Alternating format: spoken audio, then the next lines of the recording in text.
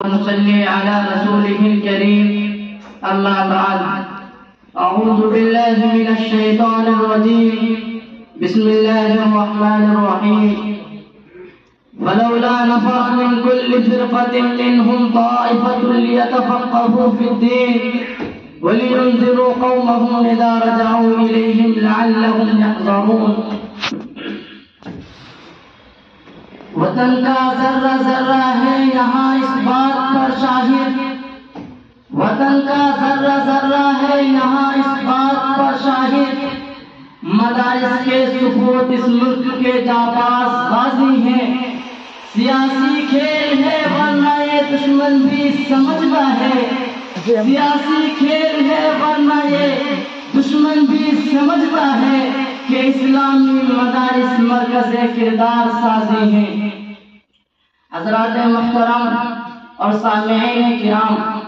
جب ہندوستان کی سرزمین پر انگریزوں کا ناپاک سایہ پڑا پورے ملک میں فرنگیوں نے اپنا جال بچھایا وہ اپنی شاکرانہ اور عیارانہ چالوں سے برسر اقتدار ہوئے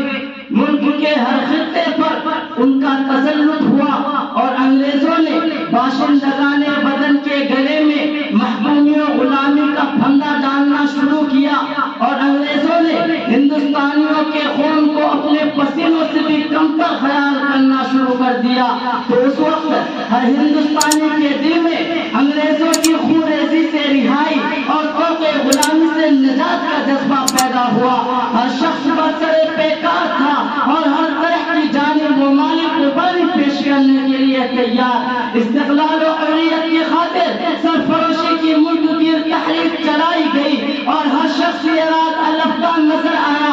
کہ سرفروشی کی تمنا اب ہمارے دل میں ہے کہ سرفروشی کی تمنا اب ہمارے دل میں ہے دیکھنا ہے زور کتنا بازوئے قاتل میں ہے لیکن وہ قوم جس سے انگریز حکمراں کانپتے تھے وہ معاشرہ جو فرنگیوں کی آنکھ کا کاٹا تھا وہ برادری جس کا وجود انہیں بے چین کیے دے رہا تھا وہ جماعت جس کے اتحاد و اتفاق سے فرنگیوں کی نیندیں حرام تھی وہ پارٹی جس کے عزم و استقلال سے انگریزوں کا پایہ تخت لرزہ پر اندام تھا وہ صرف اور صرف اس ملک کے باعزت بلند ہمت اور عظیم المقاصد مسلمان تھے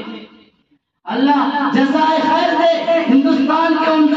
اندیش اکابر کو مسلمانوں کے دور رس دینی مقتداؤں کو جنہوں نے اس ملک میں دین و اسلام کے تحفظ و بقا کی خاطر جگہ جگہ مدارس کی بنیاد رکھی ہندوستانیوں میں ایمان و یقین کی شمع روشن رکھنے کے لیے ہندوستان کے کونے کونے میں دینی مکاتب کا قیام فرمایا اور ان مدارس کے تحفظ و بقا کی خاطر ہر طرح کی جانب و مالی قربانی پیش کر دی انہوں نے اپنے جانے تو گوا دی مگر فکر و تہذیب پہ ان تہواروں پر کوئی آنچ نہ آنے دی علم و ہنر کے ان سب سازاروں کو کبھی سوکھنے نہیں دیا اور اپنے ایمان و یقین کے لہو سے ان مدرسوں کی آبیاری و آبپاشی کی اور دارو اصل پر چڑھنے کے بعد بھی انہی اداروں اور اسلامی دلوں کا گیت گایا علامہ اقبال نے کیا خوب ترجمانی کی ہے کہ نقش توحید کا ہر دل پہ بٹھایا ہم نے کہ نقش توحید کا ہر دل پہ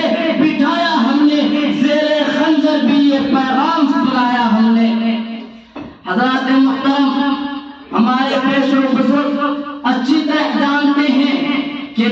مسلمانوں کا بال بھاگا نہیں کر سکتی کہ جب اس انگارہ خاکی پہ ہوتا ہے یقین پیدا کہ جب اس انگارہ خاکی پہ ہوتا ہے یقین پیدا تو کر لیتا ہے یہ بالوں پر روح الامی پیدا یا اقبال ہی کی زبان میں یوں کہیے کہ کوئی اندازہ کر سکتا ہے کہ اس کے زور بازو کا کہ کوئی اندازہ کر سکتا ہے کہ اس کے زور بازو کا نگاہ مرد مومن سے بدل جاتی ہے تقدیریں حضرات محترم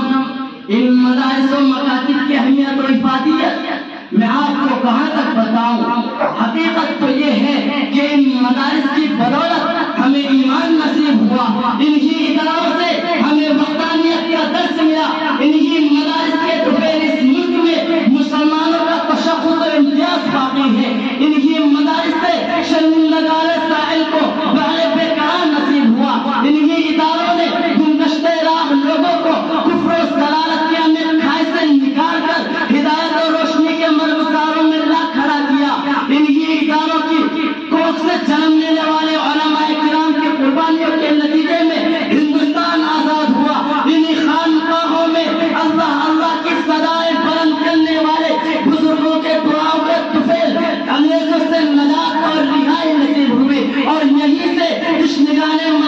کو علم و یقین کا آب حیات تقسیم ہوا. دنیا کے کسی بھی کونے میں آج جو اسلامی علم لہرا رہا ہے، ایمان و یقین کی شمع جل رہی ہے، علم و حکم کا دریا بہ رہا ہے، وہ انہی مدارس کا احسان اور انہی دین ہے کہ اس بزم جنوب کے دیوانے ہر راہ سے پہنچے یزداں تک، کہ اس بزم جنوب کے دیوانے ہر راہ سے پہنچے یزداں تک. ہے عام ہمارے افسانے دیوار چمن سے زندہ تک، 100 بار سوارا ہے ہم نے، 100 بار سوارا ہے ہم نے اس ملک کے گہرے پر. ہم کو اہل جنوب بتلائیں گے کیا ہم نے دیا ہے عالم کو. وآخر دعوانا الحمد